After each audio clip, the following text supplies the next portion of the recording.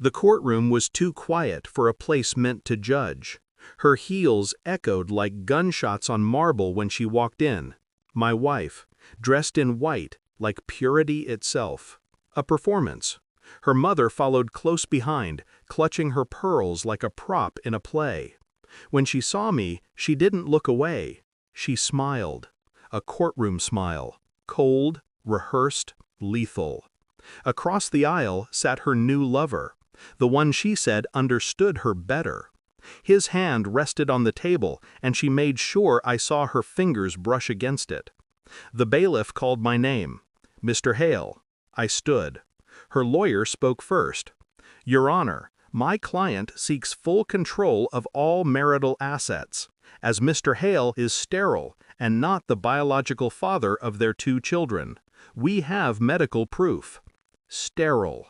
The word hung there, heavy. A ripple of whispers slid through the courtroom. My wife didn't flinch. She looked at me like I was a ghost she'd already buried. Then the judge raised an eyebrow. "And the sealed envelope, Mr. Hale?" I placed it on the desk, unopened, sealed with wax. Her smile flickered for the first time. She didn't know what was inside. Neither did anyone else, except me. It began 6 months earlier. A phone call, a whisper I wasn't supposed to hear. She was in the kitchen, talking softly, saying my name between words that didn't belong in marriage. "He still doesn't know," she said, "but it's almost done." That night she was sweeter than usual. She kissed me with practiced affection. And I realized I had been living beside a stranger wearing my wife's face. She told me she wanted to handle our finances more efficiently, that she'd moved our savings for tax reasons. I nodded, pretending I didn't notice the empty joint account notification that appeared the next morning. The next week, my access cards stopped working. Then the fertility tests appeared in her drawer, my name typed neatly at the top. A note attached in her handwriting, "We'll use this." At first I thought it was a misunderstanding. Then her mother called me the Charity Project. Everything clicked slowly, like poison taking effect, one symptom at a time. It wasn't about love anymore, it was about image, inheritance, and the narrative they were crafting. The sterile husband, the pitiful man. A clean break for her, a public sympathy campaign. I smiled when I realized it, because she thought she was the only one keeping secrets. I started small, quiet, methodical. While she flaunted her new lover at charity events, I met with a private investigator, one who owed me a favor. I gave him a single instruction: find everything. Phone records, medical correspondence, DNA submissions. 3 weeks later, I had the data, and something didn't add up. The fertility report she'd used, the one labeling me as sterile, was real, but the hospital record number belonged to her. The file had been duplicated, altered, renamed under my ID. Her own name appeared in the originals, buried beneath system timestamps she never expected anyone to check. Her diagnosis: permanent infertility due to a past procedure. She was the sterile one, and she knew it. I sat alone that night, in the dark, staring at her framed graduation photo, the face I had once trusted. She had built her entire empire on image, on being perfect, fertile, and untouchable. I thought about confronting her right there, but anger was a luxury I no longer allowed myself. So I stayed calm. I made copies, legal ones.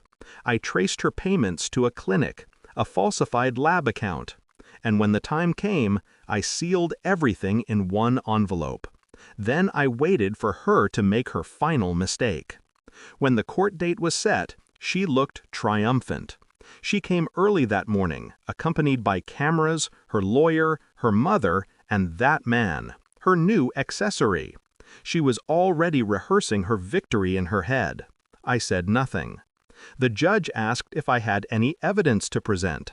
I stood and walked forward, placing the sealed envelope on the bench. "Your Honor," I said, This contains the original medical records, all cross-referenced with hospital system logs and payment trails. I request the court to verify their authenticity." My wife laughed softly. "Desperate fabrications, Your Honor." The judge sliced the seal open. Paper shuffled. A pause stretched too long. Then the silence broke. "These records," the judge said slowly, "show that Mrs. Hale, not her husband, was declared infertile 5 years ago. The data shows falsification of Mr. Hale's reports, and all clinic payments were made from her personal account." Her lawyer froze. Her mother's face drained of color. And her lover?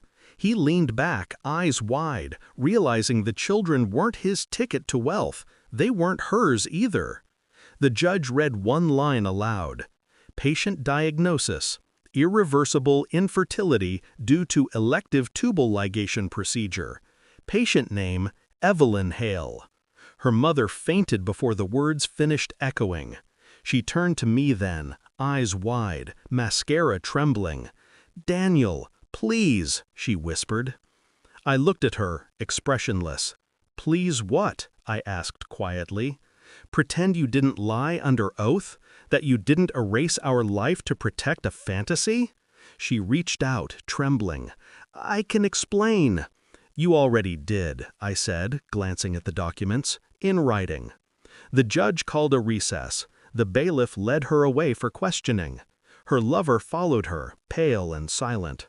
I stayed seated, calm, watching the empire crumble in real time. When she looked back at me from the hallway, I didn't see the woman I married. I saw the architect of her own ruin. And I had simply let the truth finish what I started. The court granted me full ownership of everything she'd tried to take. But I didn't want it. I sold it all, quietly. Donated half, moved out of the city. People called to congratulate me. I ignored every message. Victory was never the goal. Clarity was. One night, weeks later, a letter arrived. Her handwriting. I didn't open it. I burned it in the sink, watching her words curl into ash. For years, I had lived in her story, one where I was weak, replaceable, disposable. Now, I was no one in hers, and that was enough. I walked to the window, looking out over the quiet streets below. Freedom doesn't always roar. Sometimes it just whispers. The records were hers.